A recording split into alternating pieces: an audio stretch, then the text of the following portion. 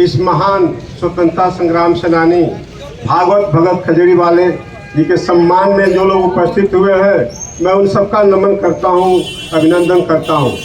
दोस्तों, ये बंगरा की धरती क्रांतिकारी धरती रही है। इसका प्रूफ है हमारे भागवत भगत खजरीवाले बाबा, जो ब्रिटिश शासन के समय उनसे लड़ करके स्वतंत्रता के लिए लोगों को जागरूक करते थे, लोगों को उत्तेजित करते थे।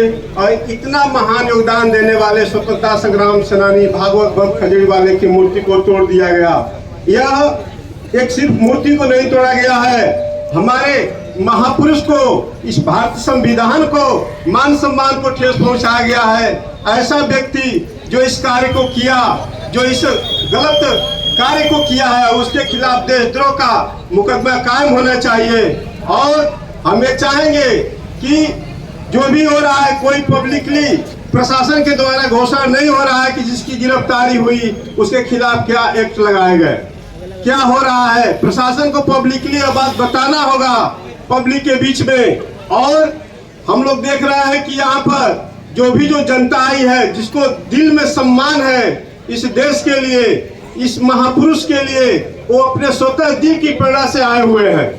इसमें देख रहे हैं जो लोग जनप्रतिनिधि हैं, उनकी आप देखते हैं उदासीनता दिखाई दे रही है। तो हमारे मन में एक भी विचारधारा होनी चाहिए कि जो हमारे बीच में बैठेगा, हम ही उसके साथ देंगे, हम ही उनके साथ रहेंगे।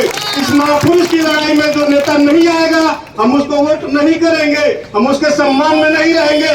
दोस्तों, इस आवाज को, बंगरा की आवाज को लखनऊ और दिल्ली तक पहुंचा देना है। जब तक हमारी मांगे पूरी नहीं हुई और हर नौजवान ये ठान लेगा, तो निश्चित रूप से सफलता मिलेगी। आपको हौसला रखना है, शांति पूर्वक अपनी बातों को रखना है। हमारा संविधान शांति पूर्वक अपनी बातों को रखने का अधिकार देता है, इससे कोई रोक नहीं पाएगा हमारी बातों को रखने के लिए। स्वतंत्रता की अभिव्यक्ति है हमारे अंदर, और हम चाहेंगे मूर्ति की स्थापना तो होना ही होना है, ये कोई समस्या नहीं है, ये तो होगा ही।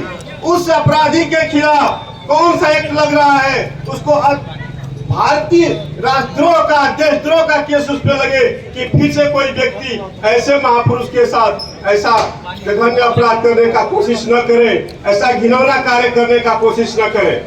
दोस्तों, इन सब बातों पर को कहते हुए मैं आप लोगों के साथ हूँ। हम जैसे हैं, अभी और नौजवान जो सोए हुए हैं वो भी निश्चित रूप से जगेंगे, क्योंकि महापुरुष किसी जाति और किसी धर्म के नहीं होते। ये भारत के धरोहर है, ये न किसी जात के हैं न किसी धर्म के हैं, ये भारत के धरोहर है। और भारत के धरोहर के साथ जब कोई छेड़खानी करेगा तो उसको बर्दाश्त नहीं किया जाएगा, चाहे इसके लिए हमें कुछ भी करना पड़े। इस सब बातों के बाद अपनी बातों को मैं विराम देता हूँ। धन्यवाद।